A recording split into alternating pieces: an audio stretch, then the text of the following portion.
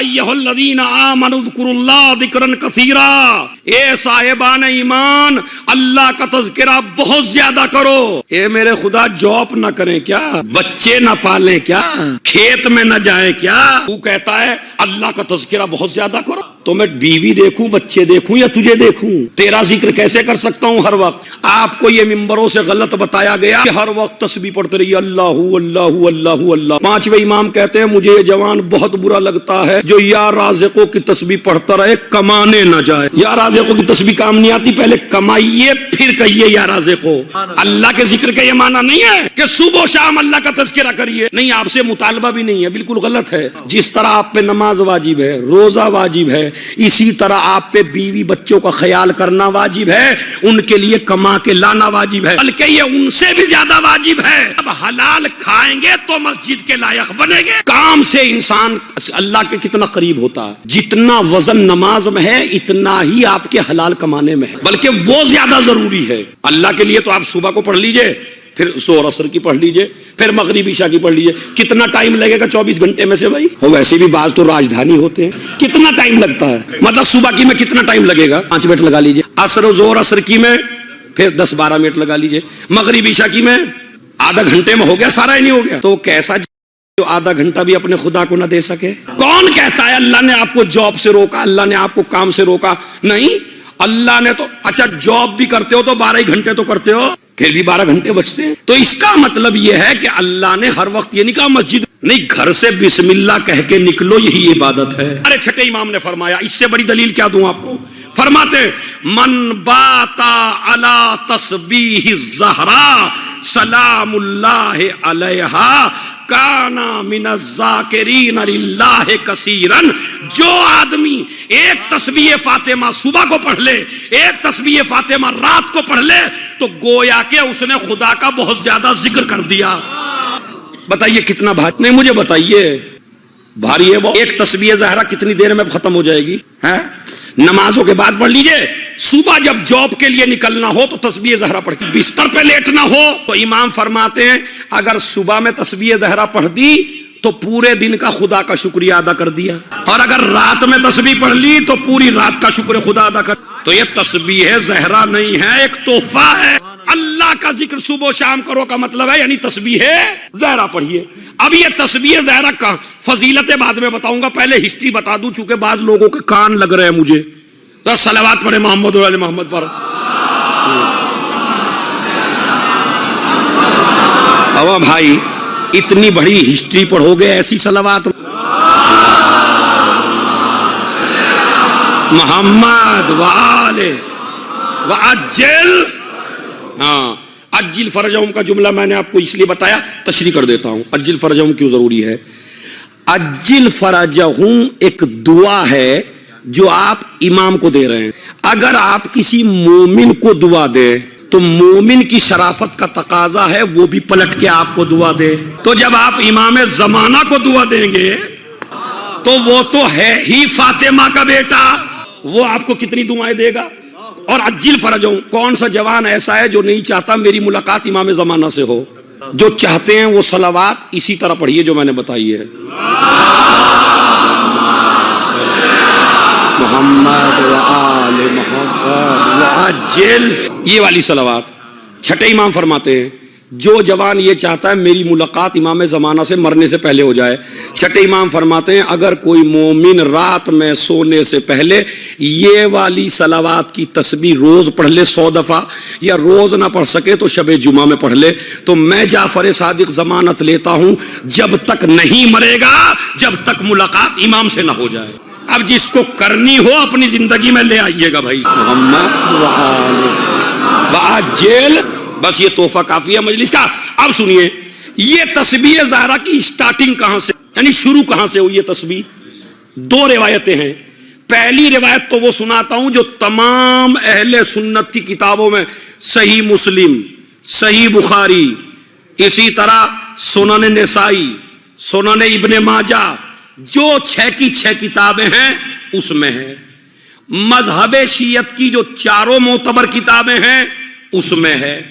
اہل سنت کی 250 کتابوں میں ہے، شیعوں کی ساری کتابوں میں ہے۔ یہ روایت جو میں پڑھ رہا ہوں کہ رسول کے پاس کچھ خادم آئے، کچھ نوکر آئے. زہرا اپنے گھر کا کام خود کیا کرتی تھیں، جھاڑو خود دیتی تھیں، کھانا خود پکاتی تھیں، روٹیاں خود پکاتی تھیں، پانی خود لاتی تھیں، چکی خود پیستی تھیں. یہ میری وہ ماں بہنیں جو مجلس سن رہی ہیں، جو کام کو اپنی توہین سمجھتی ہیں، اگر کام کرنا عیب ہوتا تو فاطمہ کام نہ کرتی. کام کرنا، گھروں میں کام کرنا بہت بڑی عبادت ہے، خدا کی قسم عبادت ہے. جہاد المرأۃ حسن التبعل، عورت کا جہاد ہے مرد کے ساتھ حسن سلوک کر. یہ زہرا کی کنیزوں کے لیے تحفہ ہے تاکہ وہ بھی تحفہ لے کے جائیں. گھر کا کام شہزادی خود کرتی تھی اور علی بھی گھر کا کام خود کرتے تھے. تو آپ بڑے نواب ہیں یا مولا علی؟ انہیں تو کام کرنے میں کوئی توہین نہیں ہوتی. ساری توہین اس نواب کے لڑکے میں ہے، میں کیوں کروں، میں کیوں کروں. ارے نہیں، کام عبادت ہے، کام عبادت ہے. علی مزدوری کرنے یہودی کے باغ میں اسی لیے گئے تھے تاکہ اگر میری قوم کو شرم آنے لگے کام کرتے ہوئے تو یہ سوچ کے کر لینا مولا نے کیا تھا.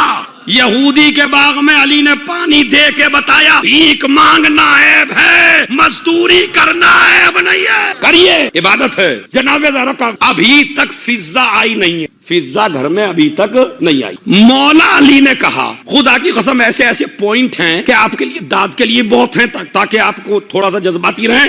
جملہ سنیے. مولا نے کہا تمہارے بابا کے پاس کچھ کنیزیں آئی ہیں، آپ جا کے ان کنیزوں میں سے ایک کنیز لے لو تاکہ گھر میں تمہاری مدد کر سکیں. جناب زہرا مولا کے کہے سے اپنے باپ کے پاس گئی. باپ مصروف تھے، کچھ مہمان آئے ہوئے تھے ان لوگوں میں. شہزادی وہاں نہیں گئی. ازواج رسول نے پوچھا آؤ فاطمہ بیٹھو. مجھے اپنے بابا سے کام تھا، بابا مصروف ہیں. شہزادی واپس چلی گئی. رسول اٹھے، خبر ملی میری بیٹی آئی تھی. فوراً اٹھے، اٹھنے کے بعد گھر پہنچے، سلام کیا بی بی کو. جا کے کہتے ہیں بیٹی کس لیے آئی ہو، کس لیے آئی تھی؟ مجھے پتہ چلا آپ آئی تھی. اب جملہ سن لیجئے، دلوں میں اتر جائے گا. علی اٹھے، کہنے لگے میں بتاتا ہوں. کہا کیا؟ کہا میں نے بھیجا تھا انہیں کہ اپنے گھر کے کام کے لیے ایک کنیز کا مطالبہ کر لو. یہیں پہ رک جائیے. ابھی صحیح بخاری میں بھی ہے، صحیح مسلم میں بھی ہے، ہماری کتابوں میں بھی ہے، تمام معتبر کتابوں بھی ہے. باپ پوچھ رہا ہے بیٹی سے، بیٹی شرم کے مارے بتا نہیں رہی ہے. یہ ساری کتابوں میں ہونا دلیل ہے. جو بیٹی اپنے باپ سے بھی نہ مانگے وہ باغ فدق کے لیے. علی تم بتاؤ. شہزادی حیا کے مارے کچھ نہیں بول رہی ہیں. ایک مرتبہ کہا میں نے یہ کہا تھا ان سے کہ ایک کنیز لے آؤ. علی اور زہرا کیا میں تم دونوں کو ایسی چیز نہ بتاؤں؟ خیر لکما من الخادم والدنیا وما فیہا. کیا ایسی چیز نہ بتاؤں جو خاتم سے بھی بہتر ہو، پوری دنیا کی دولت سے بھی بہتر ہو؟ کیا میں تمہیں ایسی چیز، جوانوں سنو، یہ ہے یہ جو نماز کے بعد پڑھتے ہو نا اس کی ہسٹری سنا رہا ہوں تمہیں. کیا میں تمہیں ایسی چیز نہ بتاؤں کہ جو دنیا کی کائنات کی دولت سے بھی بہتر ہو اور خادم سے بہتر ہو؟ دو جگہ یہ تسبیح نبی نے فرمائی. بیٹی اور اے علی جب بھی نماز ختم کرو، نماز کے فوراً بعد کا لفظ ہے. ہماری نماز جماعت میں کچھ غلطیاں ہو رہی ہیں. غلطیاں کیا ہو رہی ہیں؟ جب ہم نماز تمام کرتے ہیں، تشہد اور سلام پڑھتے ہیں، پہلے کوئی آیت پڑھتے ہیں، پھر دعا پڑھتے ہیں، پھر ہاتھ ملاتے ہیں، بعد میں تسبیح شروع کرتے ہیں. امام نے فرمایا نماز تمام ہوتے ہی جس حال میں تشہد پڑھا، جس حال میں سلام پڑھا، کروٹ بھی نہ بدلو، گھٹنا بھی نہ بدلو، اسی حال میں تسبیح زہرا پڑھو. اب جہاں ہو رہا ہے انشاءاللہ وہ آج سے میں روایتیں آپ کو سنا رہا ہوں. نہ امام نے فرمایا فوراً نماز کے بعد فوراً تسبیح، ادھر ادھر بھی نہ دیکھیے، گھٹنا بھی نہ بدلیے. مطلب یہ ہوتا ہے نا، چلو جس کو پریشانی ہے، بیماری ہے، موٹاپا ہے، نہیں بیٹھا جا رہا، وہ الگ مسئلہ. لیکن اگر کوئی بیٹھ سکتا ہے تو جس حال میں نماز میں بیٹھا ہے اسی حال میں بیٹھ کے فوراً صلوات پڑھنے کے بعد، سلام کے سلام پھیرنے کے بعد فوراً تسبیح زہرا پڑھے. اس کا وزن بہت زیادہ ہے. اس طرح پڑھے، فاصلہ نہ کرے، کسی سے بات نہ کرے، کیونکہ تیری بات خدا سے ہو رہی ہے. کس سے باتیں کرے گا بھائی؟ اللہ سے بات کر، کسی سے بات. تسبیح میں کبھی کبھی غلط اثرات ہو جاتے ہیں. جو ذکر عددی ہوتے ہیں نا گننے والے، ان میں بیچ میں عرفا کہتے ہیں بیچ میں بولنا نہیں چاہیے. وہ جو کہتے ہیں نا عمل بگڑ گیا، عمل نہیں بگڑتا، آپ بگڑ جاتے ہیں. تو آپ اس طرح کریے جیسے امام نے فرمایا ہے، بالکل ملا کے تسبیح ذرا پڑھیے. یہ دنیا سے بہتر ہے اور دنیا کی دولت سے بہتر ہے. اور بیٹی جب سونے لگو یہ تسبیح پڑھو. اہل بیت نے جیسے ہی نبی کو تعلیم دی فوراً اہل بیت نے شروع کر دیا.